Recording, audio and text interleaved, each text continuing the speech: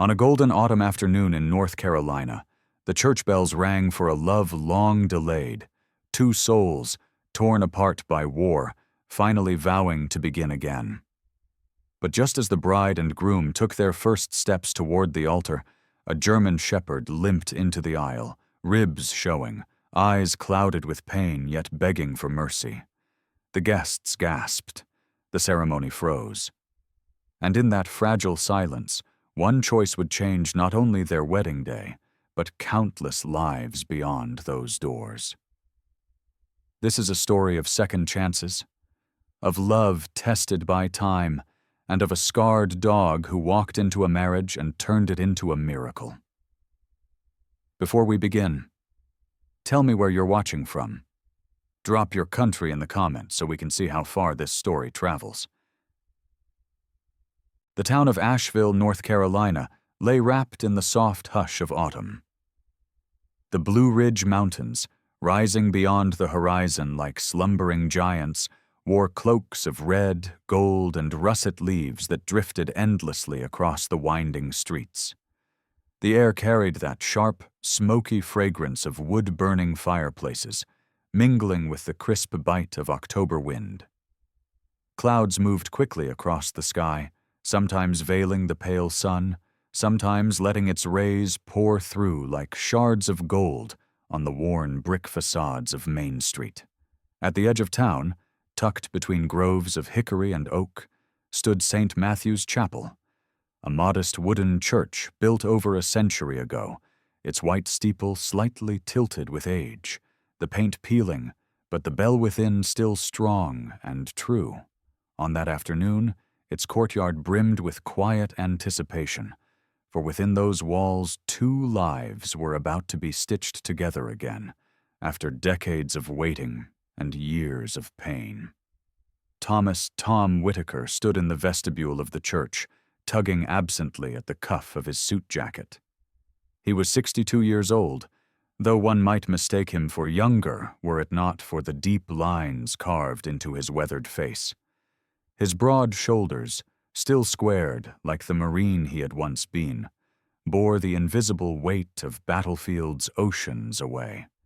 His hair, once coal black, was now silver at the temples and thinning on top, cropped short in military fashion as if he could never quite surrender discipline. A jagged scar traced along the left side of his jawline, a souvenir from shrapnel in Kandahar, and though the wound had healed years ago, it gave his features a permanent ruggedness, a reminder to all who looked at him that this was a man who had survived. His gray-blue eyes were steady, but those who knew him well could read the shadows within them, echoes of nights spent under gunfire, and the gnawing ache of comrades lost. Still, when he smiled, which he reserved for rare moments, it softened his face, revealing the warmth buried beneath the stoicism. Today, there was a tremor of that smile, though he kept his hands clasped tightly, betraying nerves that not even years of military command could erase. Across the nave, Evelyn Brooks adjusted the fall of her ivory gown.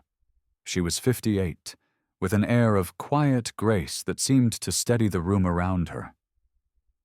Evelyn's hair, once chestnut, was streaked with silver and swept into a simple chignon at the nape of her neck.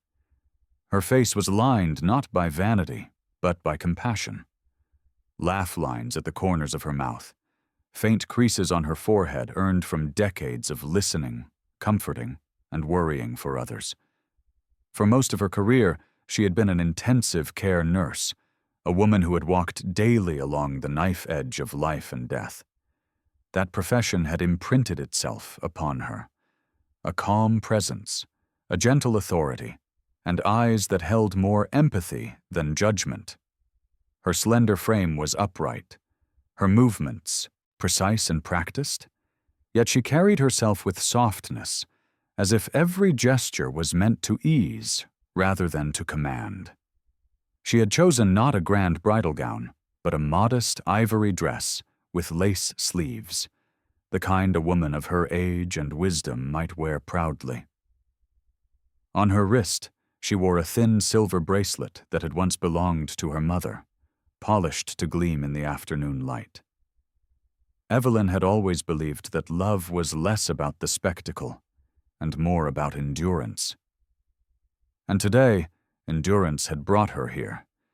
The church was filled but not crowded. Only family and close friends had been invited. At the front pew, Tom's younger brother, Mark Whitaker, sat with his wife. Mark was in his late 50s, his build softer than Tom's, but his smile quicker. A retired mechanic, Mark had spent most of his life in Asheville, raising his children, never venturing farther than a few states away. He was the kind of man who told long stories at the dinner table, hands waving, voice booming, though today his tone was subdued, his eyes damp with pride for his brother. In the back rows, Evelyn's lifelong friend, Margaret Hale, watched with misty eyes. Margaret was a stout woman in her early 60s. Her curly hair dyed an enthusiastic shade of auburn. She had been Evelyn's confidant through all those years of waiting, the one who had kept hope alive when Tom's deployments stretched into years. She was outspoken, quick with laughter, and quicker still to defend her friends, and today her handkerchief was already balled in her fist. The choir, dressed in simple burgundy robes, shuffled into place. They were locals, retirees, teachers, a few high schoolers, voices ready to swell with hymns when the ceremony began. Above them, the old wooden rafters groaned softly in the wind, but the stained glass windows spilled colored light across the pews, dappling the faces of the gathered. The atmosphere was both solemn and joyous, touched with the poignancy of two people who had loved, lost, and found each other again. As the bell tolled 3 o'clock, the guests rose. Tom stood straighter, his chest expanding with a breath that seemed to carry not just air, but 18 years of separation, loneliness, and letters written by candlelight on foreign soil. He had returned, battered but unbroken, and now Evelyn waited for him at the end of the aisle, her hand trembling just enough to betray her heart. But before the first hymn could begin, before the aisle could be walked, there came a disruption no one had expected. From the gate of the courtyard, dragging one hind leg, a German shepherd limped into view. Its coat, once sable and proud, was dulled by dirt and matted with burrs. Mud clung to its flanks, its ribs pressed sharply against its skin, each breath making them visible. One ear hung awkwardly, torn at the tip, while the other twitched to every sound. The dog's eyes, however, held the most striking image, deep, liquid brown, filled with exhaustion, yet also a desperate plea for recognition, for mercy. The murmurs spread like wind through dry leaves. Guests shifted uncomfortably in their seats. Some frowned, some gasped, a few reached instinctively for tissues. The choir faltered, their notes trailing off. In a town where strays were rare, and on such a day as this, the intrusion seemed almost uncanny. Evelyn froze in place, her gaze locked onto the animal. The world around her seemed to dim. The guests, the altar, the candles, all faded into the background. What she saw was not a nuisance, not a disruption, but a soul in need. The years she had spent tending the injured in sterile hospital rooms had trained her eyes to see beyond surface wounds. In this scarred creature she recognized something achingly familiar: endurance, pain, and a fragile thread of hope. Tom followed her gaze, his jaw tightening. His marine instincts assessed the dog quickly. The limp, the malnutrition, the scars. But even as he measured the risk, he felt the faintest pull in his chest, an echo of every soldier he had ever seen crawl out of rubble, battered but unbroken. The dog stopped in the middle of the courtyard, its body trembling, its paws leaving faint prints of mud on the stone. For a moment it lifted its head, locking eyes with Evelyn. Something passed between them, something wordless and profound. Evelyn's breath caught, her bouquet lowering to her side. "Tom," she whispered, her voice barely audible, "he's asking us for something." Tom hesitated. Around them, the murmurs grew. The officiating minister, Reverend Harris, a kindly man in his 70s with a shock of white hair and wire-rim glasses, cleared his throat. He had served this congregation for nearly 4 decades, a man known for his gentle sermons that often blended scripture with stories of the Appalachian hills. He leaned slightly on his cane, his brow furrowed, but there was no rebuke in his eyes. Instead, there was recognition, as if he too felt the weight of that moment. The dog, mud dripping from its coat, lowered itself onto its haunches, letting out a low whine that carried across the courtyard like a question too raw for words. The autumn wind swirled, scattering leaves across the stone steps, rattling the chapel's old wooden doors. Evelyn took one step forward, her gown brushing the leaves. Her heart thudded. She thought of the years she had lost with Tom, years stolen by deployments, by silence, by war. She thought of the nights she had sat alone, clutching letters, waiting for news that never came quickly enough. And now, on the very day meant to heal those years, a battered dog had stumbled into their lives, carrying its own scars. Could it be chance? Or could it be providence? The crowd held its breath. Tom, watching his bride falter, knew in that instant that the choice before them was no ordinary interruption. He could feel it in the weight of the silence, in the way Evelyn's eyes glistened, in the way the dog's body shook as if poised on the threshold between despair and salvation. And so, as the church bell struck once more, their wedding day paused, not in chaos, not in scandal, but in the fragile, trembling stillness of a question that demanded to be answered. The autumn wind pressed harder against the chapel doors, as if nature itself were conspiring to test the union about to take place. Guests craned their necks, their whispers swirling louder than the rustle of the leaves. There, in the middle of the stone courtyard, the German shepherd lowered itself, the cardboard sign shifting slightly on the ground beside it. In thick black marker, smudged by dirt and moisture, the words stood clear. $10, take him. The dog's sides heaved, ribs visible, and its tail lay limp across the cobblestones. Tom Whitaker's gaze hardened. The years of service had trained his eyes to notice details others missed. The shallow but rapid rise of the animal's chest, the way it placed its weight unevenly, protecting one leg, the fresh streak of dried blood near its hindquarters. But most of all, it was the scar. Encircling the dog's neck was a deep groove, hairless and puckered, as if a chain had once bitten too long, too tightly, and too cruelly. His jaw tightened, and though he wore the suit of a groom, in that moment he felt like the soldier he had once been, sensing danger, cruelty, and injustice layered beneath the surface of ordinary life. Evelyn stood frozen, clutching her bouquet with both hands, her knuckles pale.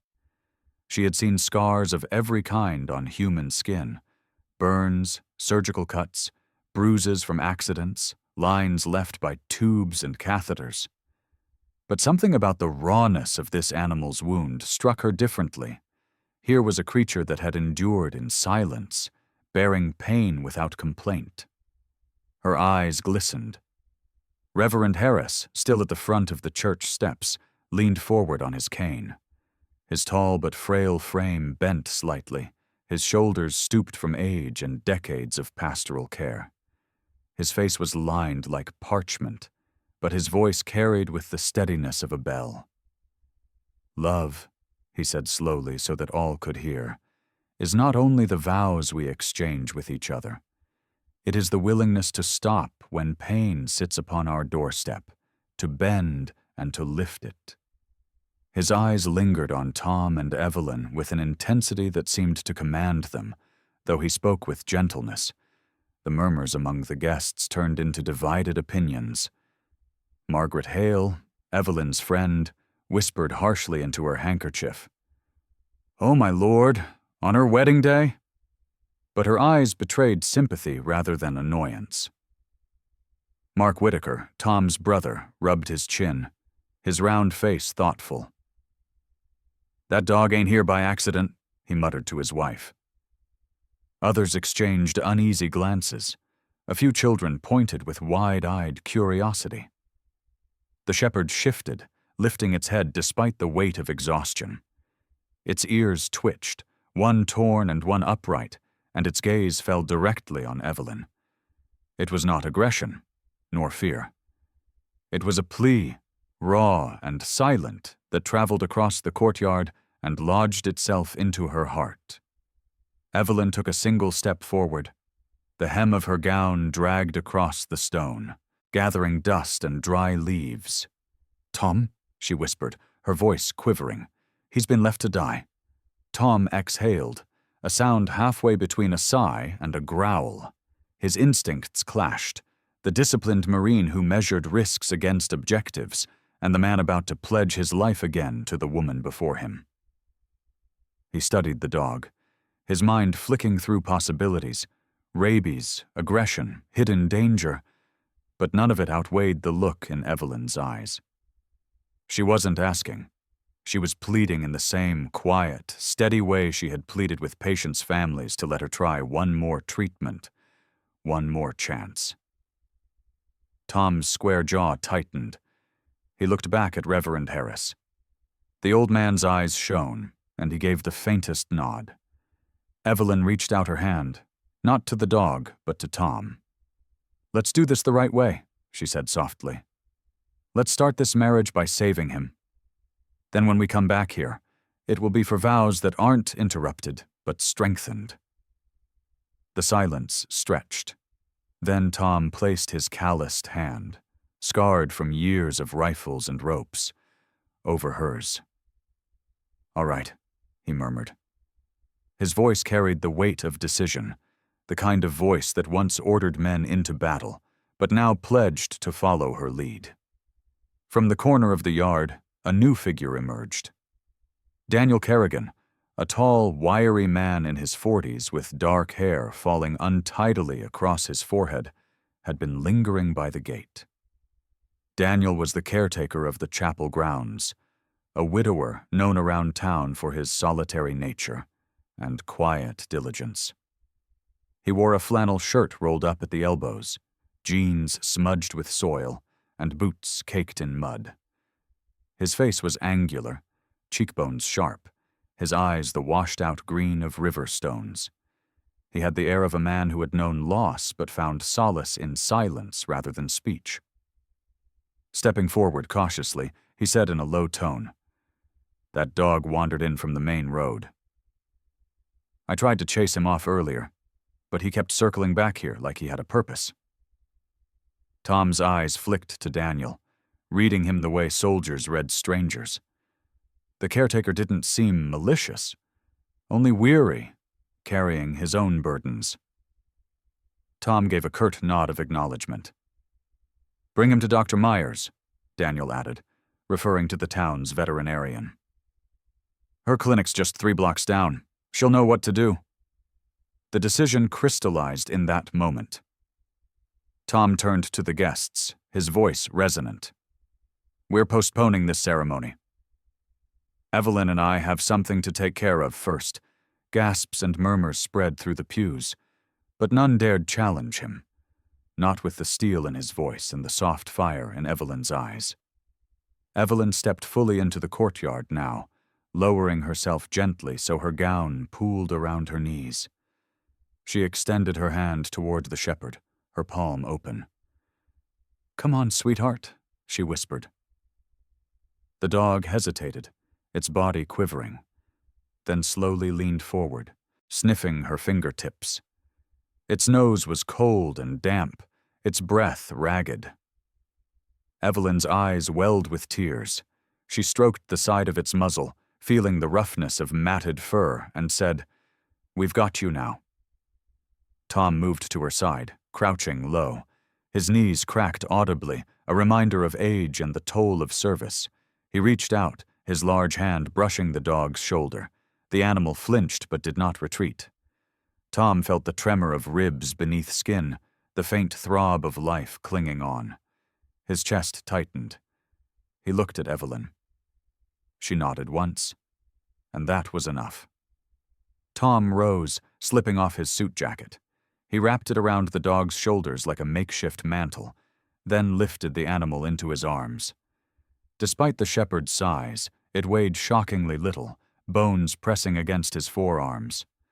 The dog let out a low whine, but its head dropped against Tom's chest, as though surrendering to the safety it had been offered. The chapel fell utterly silent. The choir stood still, hymnals forgotten. Children peered with wide eyes, clutching their parents' sleeves. Reverend Harris lifted his cane slightly, as though in benediction. "Go," he said quietly, but his voice carried. "Love will wait." This cant Evelyn pressed her bouquet into Margaret's startled hands. "Keep this safe for me," she said. Margaret, blinking through tears, clutched the flowers to her chest. "I will, dear." "I will." Tom and Evelyn walked side by side through the courtyard, guests parting like waves before them. Tom bore the dog carefully, every step measured. Evelyn kept one hand on Tom's arm, steadying both him and the fragile weight he carried. Outside the chapel gates, the street stretched toward the town square. The autumn wind swirled with leaves, rattling shop signs. At the end of the block, the familiar green-painted door of Dr. Lorna Meyer's veterinary clinic waited like a beacon. Lorna herself, though not yet visible, was known in Asheville as a brisk, practical woman in her 50s, with close-cropped sandy hair and a reputation for speaking plainly, but acting with fierce compassion for animals. She had once been a farm girl, hardened by loss of livestock during a flood, which had instilled in her a lifelong resolve never to let a creature suffer unattended. With the dog in Tom's arms, and Evelyn at his side, the procession moved into the town. Behind them, the bell of St. Matthew's Chapel tolled again, not for vows, not for celebration, but as if marking the beginning of a different kind of covenant, a covenant of rescue, compassion, and unfinished promises. And so the wedding halted, vows left unspoken, flowers waiting on a pew. But in their place, a choice had been made. A scarred animal had entered their lives like an uninvited guest, and Tom and Evelyn had stepped away from the altar not to abandon love, but to expand it. The green-painted sign of the clinic swayed gently in the autumn breeze as Tom pushed open the glass door, carrying the dog wrapped in his suit jacket. Evelyn hovered close, one hand at the animal's side, as if her touch could ease the weight of each jarring step. The interior of Asheville Veterinary Care smelled of antiseptic and pine cleaner, faintly masked by the sharper tang of iodine. Posters of smiling golden retrievers and tabby cats lined the walls, their cheerful slogans at odds with the trembling animal in Tom's arms. Behind the reception counter sat Caroline Reed, a young woman in her late 20s. Caroline had shoulder-length auburn hair pulled back into a ponytail, freckles scattered across pale cheeks, and clear blue eyes magnified slightly by square-rimmed glasses. She was slim, tall, and moved with brisk efficiency, her fingers tapping quickly over the keyboard as she glanced up. A smile softened her sharp features, though her voice carried a hint of southern drawl. "Oh, bless him," she said softly, rising to her feet. "Bring him straight through. Dr. Myers is finishing with a beagle right now. I'll clear a table." Caroline had grown up in the county, the daughter of a farmer who had lost half his herd in a storm. That loss had made her tender toward creatures small and large. She had joined the clinic not for money, but for purpose. Tom nodded curtly. He was not a man to waste words in moments like this. Evelyn offered a grateful smile as they followed Caroline down a narrow hallway lined with framed photos of animals adopted from rescue shelters. They entered a bright examination room where the scent of alcohol wipes mingled with the hum of fluorescent lights. A moment later, the door swung open and Dr. Lorna Myers stepped in. She was in her early 50s, her sandy blonde hair cropped short for practicality, streaked with gray at the temples. Her skin was tanned and freckled from years of farm work in her youth, her figure sturdy in a dark green scrub top. Lines etched around her hazel eyes gave her the look of someone who smiled often, but carried the memory of loss in quieter moments. Lorna's voice was steady, no nonsense, the kind that could both soothe a frightened pet and command a careless owner. She had grown up tending to cattle and horses, and when floodwaters had once claimed dozens of animals on her family farm, she had vowed never again to turn away from suffering creatures. That vow was written in the purposeful set of her jaw. "What have we here?" Lorna said, already pulling on gloves. Tom laid the German shepherd gently on the stainless steel table. The dog whimpered faintly, but did not resist. Its eyes flicked nervously toward the doctor, then toward Carolyn, then back to Tom. Only when Tom rested a scarred hand on its shoulder did the trembling ease. Evelyn reached across, brushing the dog's ear tenderly. Lorna bent low, her hazel eyes narrowing as she examined. Male, older, maybe 8 or 9 years, severely underweight, left hind knee shows swelling, likely an old cruciate injury, maybe never treated. Teeth worn, some fractures, and she parted the fur around the neck, revealing the deep, hairless groove. Good Lord. That's from a chain, long-term restraint, years by the look of it. The scar tissue's thick, discolored. He's carried that pain a long time. Evelyn's hand flew to her mouth. How could anyone? She didn't finish. Her voice broke. Tom's gray-blue eyes hardened further.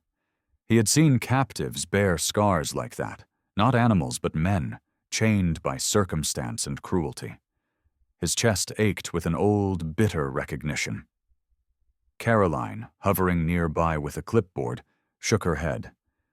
We see neglect, but this... She didn't finish either. The shepherd's gaze darted again, wary of Caroline's movement. His ears twitched, tail flicking once. But when Tom spoke, "Easy, boy," the dog's muscles slackened, and his head sank against the table. Lorna noted it. Interesting. He trusts you. Tom's lips pressed thin. He doesn't trust men easily, I'd wager. Except maybe those he thinks know what it means to survive chains. Lorna straightened, pulling a small scanner from the counter. Let's see if he's chipped. She passed the device over the dog's shoulder blades. A beep broke the silence. Lorna frowned, tapping the screen. Well, well, he's got a microchip. Her brows furrowed as she read the numbers. She turned to Caroline. Run this code through the National Registry. Caroline typed quickly, her eyes narrowing behind the glasses. Within seconds, her mouth tightened. Registered to a kennel called River Hollow. She looked up. Wasn't that the place shut down about 5 years ago? Animal welfare violations. State seized the property. Lorna's jaw tensed. Yes, it was condemned. Multiple reports of chained dogs, malnutrition, illegal breeding, officially closed. But she trailed off. Tom's voice cut in, steady, almost military. But rumors said they never truly shut down. Lorna's eyes flicked toward him, surprised. Tom explained, his tone grim. Back when I returned from Afghanistan, I did volunteer patrols with the sheriff's office. Heard whispers about River Hollow. New names, new fronts, but same business. Puppy mills hidden as boarding kennels. Profits first, animals last. His hand rested on the dog's back. This boy came from there, no doubt. Evelyn's eyes filled again. She touched the dog's head, brushing the grime with her fingers. No wonder he looks like this. She took a breath, steadying herself. He deserves a name. Not a number, not a scar, not just the dog. A name. Her gaze lingered on the animal, then on Tom. Chaplain? She whispered. Tom's brow furrowed slightly, then softened. Evelyn explained, her voice low but firm. In war, soldiers carried weapons, orders, and fear. But they needed someone to guard the soul, to keep faith when they couldn't. That's what a chaplain does. This dog, he's carried scars for others, and yet he still stands. He deserves to be called the one who guards spirits. For a long moment the room was silent, but for the hum of the fluorescent light. Tom looked at her, then at the dog, then back again. Finally, he gave a sad, crooked smile. Chaplain, he said aloud. The dog's ears twitched. Tom's scarred hand rubbed gently along the animal's neck. Maybe today, the chaplain's saving us. Evelyn leaned closer, pressing her cheek to the shepherd's head. Chaplain breathed weakly, but his eyes, deep brown, lined with suffering, softened as if he understood. Lorna removed her gloves, nodding. We'll stabilize him. Fluids, antibiotics, x-rays for that leg. He'll need time, but he's not beyond saving. Far from it. She looked at Tom and Evelyn with something like admiration. Not many couples would walk out of their wedding to rescue a stranger's dog. But perhaps he was meant to be yours. Tom didn't answer right away. He stood straighter, his soldier's posture returning. But his eyes, when they fell on Chaplain, glistened with something beyond discipline, something fragile and rare. And so, in that quiet examination room, with the wind rattling the clinic windows, Tom and Evelyn found themselves not only betrothed again by vows yet to be spoken, but bound by a new covenant. A scarred dog with a past written in pain, a present entrusted to their hands, and a name, Chaplain, that carried the weight of faith, memory, and a fragile hope for redemption. The following morning dawned pale and sharp, the sun climbing reluctantly above the peaks of the Blue Ridge Mountains. Mist clung low to the valley, curling like smoke over the French Broad River, whose waters ran dark and swift along the edge of Asheville. The town was only beginning to stir, but Tom Whitaker was already lacing his boots. The Marine in him never left. Sunrise always meant the start of duty. He glanced at Evelyn, who was buttoning a wool cardigan against the autumn chill. Chaplain stood near the door, ears twitching, his body lean and fragile, but already showing faint sparks of new strength after the fluids and food Dr. Myers had given him. The dog's coat was still patchy, scars visible, but his eyes held a sharper light now, especially when they fixed on Tom. Tom's instincts had kept him restless through the night. The name River Hollow gnawed at him like an old wound. He remembered vague rumors from years ago. Kennels that should have been shut down, trucks moving at odd hours, whispers of dogs sold like stolen goods. He had brushed it aside back then, telling himself there was no proof, and his focus had been on rebuilding his life after war. Now, holding the proof in the form of Chaplin's scarred body, he could no longer dismiss it. Evelyn noticed the tension in his face as she tied a scarf around her neck. She was shorter than Tom, her frame slender but steady, the kind of steadiness born from years of nursing in trauma wards. Her auburn gray hair glinted in the weak light, and her calm gray eyes scanned him with the quiet perceptiveness that had always unsettled him. She could see past the soldier's mask into the man. "You've already decided," she said gently. Tom nodded once. "We follow the trail." They drove his old Ford pickup north along Riverside Drive, the French Broad rolling beside them, wide and relentless. The road wound past clusters of warehouses, some abandoned, some converted into breweries or artist studios, their red bricks damp with moss.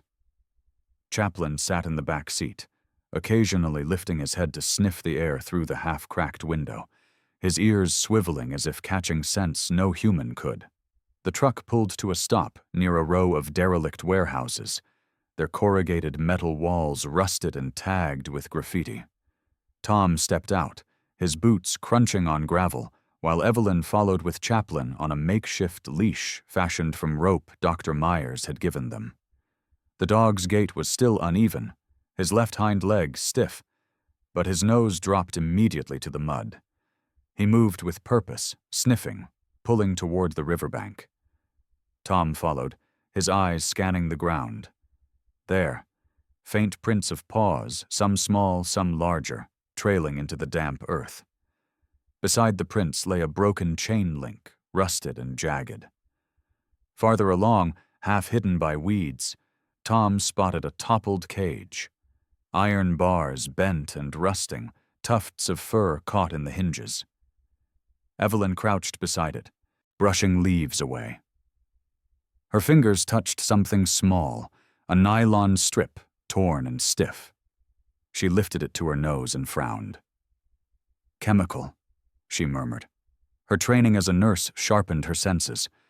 She had smelled anesthesia before. "It's soaked in sedative." They used this to keep the dogs quiet. Tom's jaw tightened. He looked across the muddy stretch where the French Broad curved around a bend. More debris scattered along the bank, broken collars with numbers scratched in metal tags, gnawed ropes, the skeleton of another cage partially submerged in reeds. This wasn't just abandonment, it was evidence. He pulled out his phone, scrolling to a contact he hadn't used in months. Sheriff Dana Cole.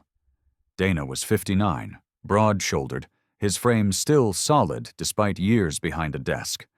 His hair was silver-cropped close to the scalp, his face square and weathered, with a salt and pepper mustache trimmed neatly. He carried himself with the authority of a man used to command, but behind his hazel eyes lay a warmth, especially for veterans like Tom. The two men had served their community together years ago, co-founding a fund to support returning soldiers. Dana had lost a son in Iraq, a wound that had left him both hardened and tender in ways only Tom truly understood. The line clicked. "Whitaker," Dana's gravelly voice answered. "Been a while." "To what do I owe the call?" Tom kept his eyes on the riverbank. "Found a trail, Dana. Leads to River Hollow. Dog with a chip registered there, scars that don't lie. I'm at the old warehouses by the French Broad. Cages, chains, collars. It's no ghost story." A pause, heavy and sharp. "You sure?" Dana asked. "I'm looking at it." A long exhale carried through the line. "Listen, Tom. Those people, if they're still running, they've got friends, deep pockets, judges who look the other way. Don't dig alone. You don't want to stir a nest of hornets without backup." Tom's eyes narrowed, scanning the horizon where the river glittered. "I'm not backing down." Not after what they did to him. His hand dropped to stroke Chaplin's back. The dog pressed closer, as though sensing the gravity of the moment. Dana's voice dropped lower, more personal. "I get it. Believe me. But you're not bulletproof anymore. Neither of us are. Promise me you'll hold until I can get men down there." Tom hesitated, then gave a curt nod, even though Dana couldn't see it. "We'll wait." He ended the call and turned to Evelyn. She was kneeling still, examining the nylon strip, her brow furrowed. "This is proof," she said firmly. "Not just rumor." "They've been drugging animals." Tom crouched beside her, his scarred hands brushing over the evidence. The Marine in him wanted to storm forward, to root out whoever dared inflict this cruelty. But Evelyn's calm steadiness anchored him. He looked at her, then at Chaplin, who sat alert, ears pricked toward the warehouses. "River Hollow didn't die," Tom muttered. "It just changed its skin." Evelyn placed the nylon carefully into a plastic evidence bag she had pulled from her nurse's kit. She always carried spares. Years in the ER had taught her the value of preparedness. She zipped it closed, holding it up. Then we give Dana something solid to act on. The wind picked up, carrying the smell of damp earth and rust. Chaplin let out a low, rumbling growl, his body stiffening, his eyes fixed on the shadowed windows of a warehouse farther down. Tom followed his gaze, his chest tightening. He rested a hand on the dog's back. "Easy, Chaplin." The growl faded, but the dog remained tense, ears forward. Tom rose slowly, scanning the warehouse row. Somewhere within those rusting walls, he felt men were watching. Men who profited from chains and cages, men who would not welcome interference. He clenched his fists, the scar along his jaw tightening with the muscles. But for now, he heeded Dana's warning. He would not go in blind. Not yet. Instead, he turned back toward the truck, his mind heavy with the weight of both memory and promise. Evelyn followed, Chaplin limping loyally beside her. In the fading light, the river whispered its ancient song, carrying secrets down its winding course. Tom knew those secrets would not remain buried for long. By the end of that week, Asheville had already heard the story. Small towns had a way of spreading news faster than the river carried its current, and the tale of the bride and groom who postponed their vows to save a scarred German shepherd was too remarkable not to travel. The grocery clerk mentioned it to customers over bags of apples. The postman spoke of it while dropping envelopes into mailboxes, and within days, neighbors began appearing at the Whitaker property with gifts: blankets, bags of kibble, cans of wet food, even an old doghouse repaired and painted bright blue. Evelyn greeted each visitor with her gentle smile, thanking them with the grace of a woman who had spent her life giving comfort. And Tom stood at the porch rail with his quiet nods, his tall figure weathered but steady. Chaplin, though still limping, had taken to lying near the doorway, his eyes following every movement with the watchfulness of a sentry. The house itself sat at the edge of town, a modest single-story home Tom had bought after retiring from the Marines. White siding weathered by rain, shutters painted hunter green, and a porch with 2 rocking chairs that creaked with the wind. To Evelyn, it was a sanctuary, though not without its drafts and quirks. To Tom, it was headquarters, safe, functional, easy to defend. But as the days passed, unease crept in. The same neighbors who brought food also whispered about trucks seen at night along the river roads, engines idling where they shouldn't. And then came the first sign at home. A dark pickup rolled past the house, slow, its headlights dimmed, engine growling like a warning. Then another. 2 nights later. By the 3rd evening, when rain sheeted down across the windows and thunder rolled above the ridges, Tom spotted 2 trucks circling the block, their tires splashing through puddles, their silhouettes indistinct, but their presence unmistakable. That night, Evelyn found a slip of paper pushed under the front door. The ink had bled from the rain, but the words were legible. "Mind your wedding, not our business." Evelyn's fingers trembled as she held it up. Tom took it from her, jaw tightening, scar along his jawline whitening as the muscles flexed. He said nothing for a long moment, then walked to the bedroom and unlocked the heavy steel safe he had installed years ago. Inside lay a few keepsakes, a folded flag, medals dulled by time, and his dog tag, scratched and worn from 2 decades of service. He lifted the tag in his palm, its edges cold against his skin. The weight of it was more than metal. It was memory, command, and oath. "Protecting the family," he muttered, sliding the tag over his neck. That was always the mission.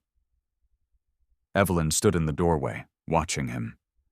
Her frame was lit softly by the hallway lamp. her hair caught in a loose bun, face pale with worry, but eyes resolute. She spoke with quiet firmness. "Then we do it together, Tom. No shadows, no secrets. We face them the same way we faced every other storm." Side by side, Chaplin growled from the living room.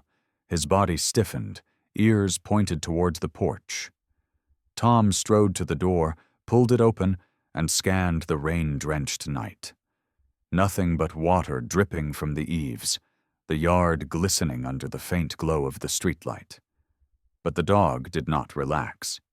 He placed himself directly in front of Evelyn, his frame lean but tall, tail stiff, eyes trained outward.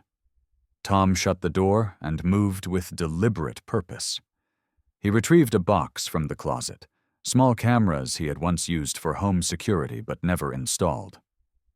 On that storm-lashed night, he mounted each one beneath the porch eaves, near the garage, and along the fence, rain streaking across his lined face. Evelyn followed with a towel, drying his hands, her lips pressed tight but determined. Once back inside, Tom picked up his phone and dialed Sheriff Dana Cole. Dana answered quickly, his gravelly voice low. "I figured you'd call." Tom explained in clipped tones, the trucks, the note, the circling engines. Dana listened, then responded with weary gravity. "They know you're on to them. That's their way of saying back off. Don't. But also don't take them on alone. Keep those cameras running. If anything happens, I want evidence. I'll pull in favors, see what eyes I can get on those roads. But understand, Tom, these aren't just backyard breeders. They've got money behind them, people in suits who'd rather you vanish quietly than stir up headlines." Tom's silence was answer enough. Dana exhaled sharply. "I know you. You won't let this go, so at least promise me you'll move smart.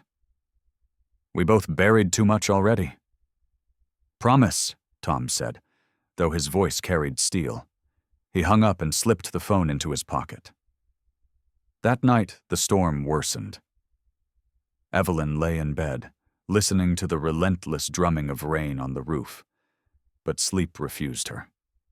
Beside her, Tom sat upright, dog tag glinting faintly in the light from the hallway. He had set a notebook on his lap, drawing lines and arrows, mapping in detail the fuel stops and convenience stores along the highways outside town. He knew those trucks needed routes, needed places to gas up, and he knew that modern towns carried silent witnesses, cameras on pumps, cameras above doors. If the law was slow, he would track the supply lines himself. Evelyn rolled toward him, her voice barely audible over the rain. "Don't lose yourself in this." Tom looked at her, his eyes softened by the shadows. "I already lost too much by ignoring it years ago. Not this time." Chaplin padded into the room then, wet nose nudging Tom's hand as though to anchor him back to the present. Tom rubbed his head, feeling the scar beneath the fur, and whispered, "Easy, Chaplin. You're safe now." The dog settled at Evelyn's side of the bed, lying between them and the door, a living sentinel against the night. By dawn, the storm had passed, but the message remained. Trucks would come again. Notes might turn into knocks. Tom tightened the dog tag around his neck and reviewed the footage from the new cameras. Each pixel of rain-smeared night was catalogued, every shadow marked. He was not a man to be intimidated. Not anymore. The war had taken his youth. Now, if it came to it, he would give whatever remained to protect his wife, his home, and the broken dog who had walked into their lives like a battered messenger of fate. The morning of the raid broke sharp and cold. A thin veil of frost clung to the fields along the French Broad River, and the horizon glowed faintly pink as the convoy of county vehicles rolled into place. Tom Whitaker stood at the edge of the gravel lot, the breath from his lungs clouding like smoke. His hands felt steady, as they once had before deployments, though he hadn't expected to feel that old pulse again at his age. Beside him, Evelyn zipped her windbreaker and slung a canvas tote of medical supplies over her shoulder. Chaplin sat on her left, his once-starved frame now firmed with new strength, though the bent ear and faint limp bore testimony to scars that would never fully heal. Sheriff Dana Cole stepped out of the lead SUV, adjusting his bulletproof vest beneath a weathered jacket. At nearly 60, Dana's broad frame still carried the authority of a man used to commanding respect. He held the signed warrant high enough for his team to see. "Today we shut it down," he said quietly.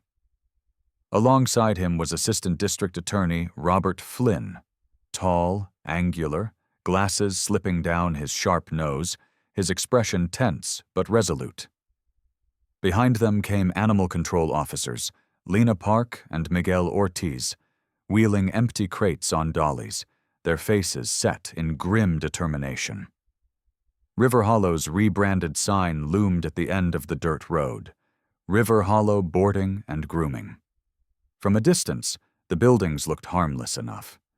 White-painted cinder-block walls, a row of kennels with fresh cedar chips, and a low office with a bright blue trim. To passers-by, it might appear a legitimate pet business. But Tom had walked enough battlefields to know when a place smelled wrong. Even before stepping onto the lot, he heard it. The faint, broken cough of a puppy, muffled beneath layers of walls. "Positions," Dana ordered. Deputies flanked the main office. He rapped on the door, voice firm. "Sheriff's office, warrant to search." The door creaked open. Harlan Pike, a thick-bodied man in his 50s with a bald head shining under the porch light, blinked at them. His watery eyes darted left and right, the expression of a man who lived his life caught between cowardice and complicity. "We're closed," he muttered. "Not anymore," Dana said, pushing past as Deputy Willis slid the warrant into Pike's fumbling hands. Inside the office, brochures of smiling Labradors and golden retrievers lined a corkboard. The air smelled of bleach and stale coffee. But beneath that was something sourer. Fear and neglect. Evelyn's gaze caught on a crumpled shipping label in the trash, an out-of-state address blacked out with thick marker. Proof of transport. Down the hall, Lena and Miguel moved into the kennel rows. What they found stripped away the thin mask of respectability, stacked cages where pups whimpered through labored breaths, mothers with teats rubbed raw, bowls half-filled with cloudy water, tags with codes, RH21A, RH21B, hung from the doors like factory parts. Miguel knelt by a trembling beagle pup, murmuring, "Easy, amigo," as he lifted it into a clean crate. Lena, brisk and gentle, logged each animal's condition, her gloved hands checking hydration, noting malnutrition, calling out weights to Flynn, who scribbled furiously into his pad. Evelyn's eyes watered at the sight of a black shepherd bitch curled around 4 tiny pups, her ribs stark as fence posts. She crouched, stroking the mother's muzzle, whispering reassurance as she lifted the pups into blankets. Tom's fists clenched at his sides, but Evelyn's calm steadied him. Chaplin stiffened suddenly. The shepherd's head whipped toward the rear of the kennels, ears alert, nose pulling toward the feed shed. He let out a low growl that vibrated against the concrete. Tom followed, heart quickening. He trusted Chaplin's instincts more than any hunch of his own. Together they pushed past stacked pallets and grain sacks until they reached a rust-red shipping container wedged against the shed wall. The seams were smeared with silicone, the padlock heavy but fresh. "Dana," Tom called. Within moments, the sheriff and Flynn were beside him. "Crowbar," Dana ordered. Miguel thrust one into his hand, and with a grunt, Dana pried. The lock screeched, metal tearing, then gave way. The door swung open, and a wall of stench rolled out. Ammonia, damp sawdust, despair. Inside lay 7 dogs, too weak to stand. Their eyes blinked in slow motion, glazed with exhaustion. One had a makeshift duct tape splint cutting into its leg. Another's breathing rattled like paper. Evelyn was already inside, hands moving with practiced urgency, calling for fluids and blankets. Lena and Miguel followed, efficient in their rescue rhythm. Chaplin stepped inside, sitting tall. One brindle male crawled forward an inch at the sight of him, offered a hoarse whine, and collapsed as if reassured. Then came a shout, "Back door!" Dana spun, catching a glimpse of a man bolting out the rear exit of the feed shed. Vince Crowley, early 40s, thick-armed, stubble across a storm-carved jaw, eyes gray and calculating, clutched a wooden club as he sprinted for the fence line. Tom's body moved before thought. Years of training coiled his legs and drove him forward. Gravel sprayed as Vince swung the club wide. The blow never reached Evelyn, who had stepped into the doorway. Chaplin lunged, intercepting. The club struck his shoulder with a hollow crack, but the shepherd clamped down, wrenching the weapon sideways. Vince staggered, balance gone. Tom closed, catching Vince's wrist, twisting, driving him to the mud with a forearm across the chest. Dana was there in seconds, pressing a knee to Vince's spine, snapping cuffs around his wrists. "Vince Crowley," Dana said, breath steady. "You're under arrest for felony animal cruelty, conspiracy, and fraud. You have the right to remain silent." Crowley spat into the mud. His storm-gray eyes flickered from Tom to the container to Chaplin's scarred frame. "You don't know who you're messing with," he snarled. Dana tightened the cuffs. "I know exactly." Back in the office, deputies pulled a false back from the safe. Inside, ledgers of coded shipments, a thumb drive marked RH Ops, and folders labeled Federal Orders. Nothing more than a smokescreen for interstate trafficking. Syringes, unmarked vials, and drug-stained towels filled the drawers. Flynn documented everything, his pen relentless. By the time Animal Control loaded the last crate into transport trucks, the sun was cresting fully over the ridge. The dogs rescued from the container lay swaddled in blankets, oxygen masks fogging gently with each fragile breath. Evelyn, her hands trembling only after the urgency had passed, pressed her forehead to one pup's brow. Tom rubbed Chaplin's shoulder gently, fingers brushing over the bruise where the club had landed. "You did good, boy," he murmured. As the convoy pulled away, Dana gave a final nod. "River Hollow is finished." And in the stillness that followed, the broken kennels and empty cages stood as testimony. Cruelty had been dragged into the light, and love, fierce, ordinary, unyielding, had won. A month later, the Whitaker backyard was transformed. What had once been a simple lawn with a weathered picnic table was now strung with golden lights, their glow softening the edges of the evening. A makeshift arch of cedar branches framed the space where Tom and Evelyn would stand. Neighbors had lent folding chairs. The church choir had come with their hymnals, and the air held the faint sweetness of late-blooming honeysuckle. The ceremony was nothing like the grand affairs Tom had once seen in the officers' clubs overseas. It was quiet, intimate, born of calloused hands and patient hearts. Tom Whitaker, 62, stood tall despite the years. His marine bearing lingered in the way he squared his shoulders, though time had etched its claim in the creases around his eyes and the salt of his hair. His jawline was still hard, but softened by the rare smile he wore as he looked at Evelyn. She stood in a simple cream dress, the fabric brushing her ankles, her auburn gray hair falling in soft waves that glimmered under the lights.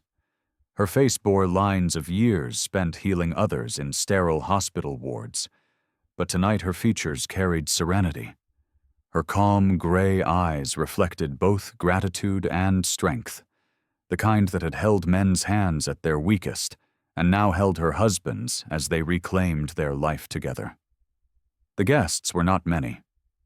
Sheriff Dana Cole sat in the front row, his broad frame squeezed into a wooden chair, mustache neatly trimmed, a new suit jacket stretched over his shoulders.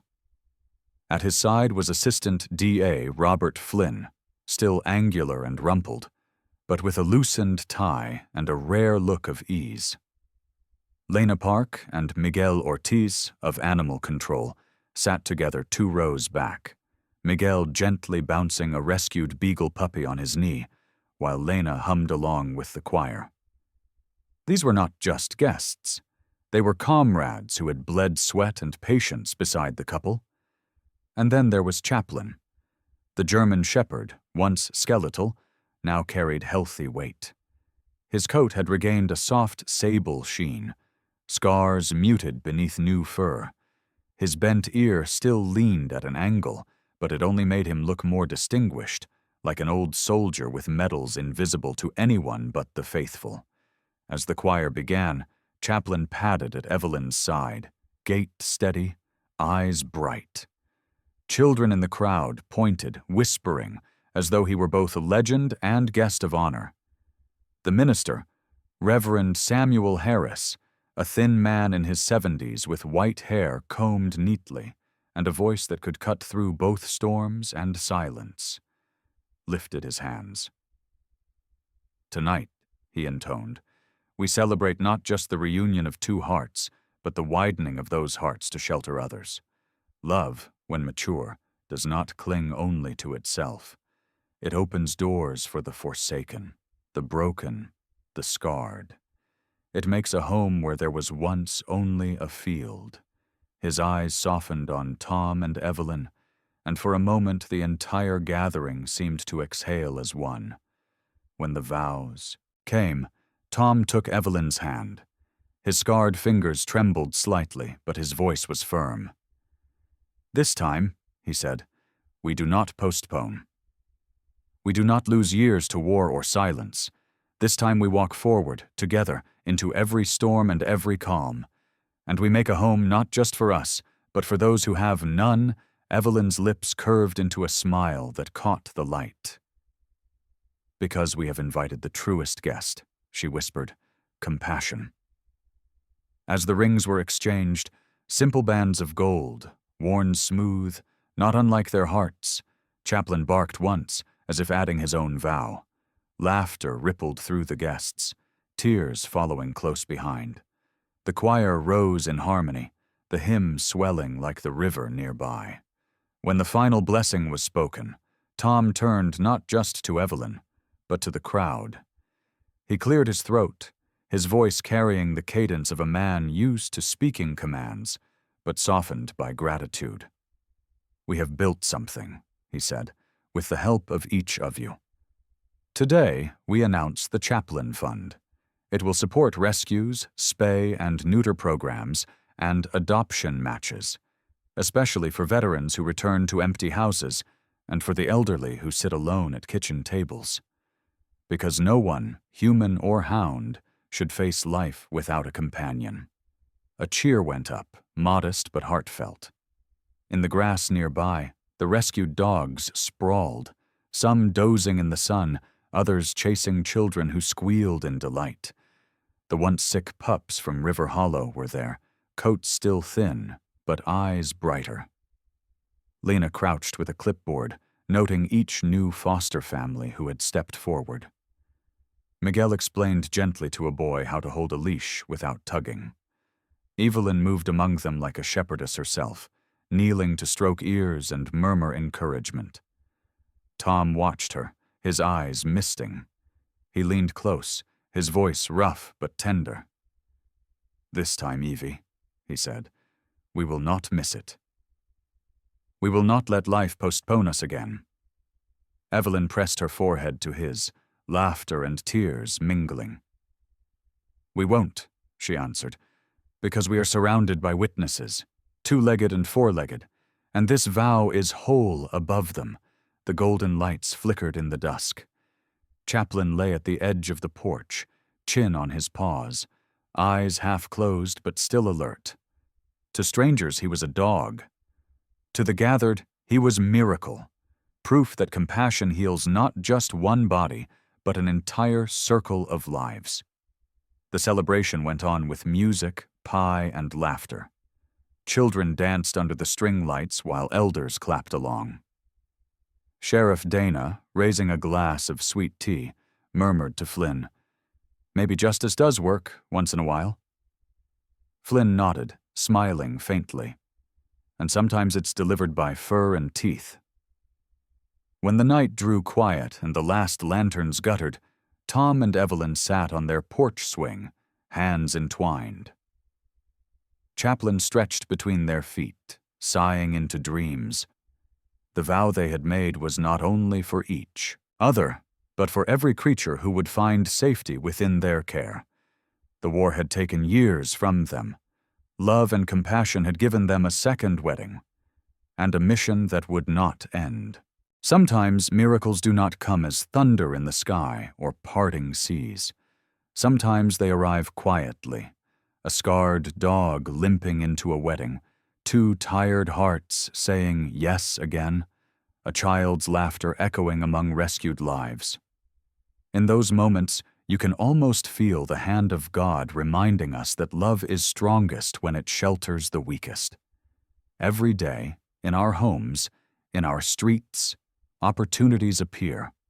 Small chances to choose compassion over convenience, mercy over indifference.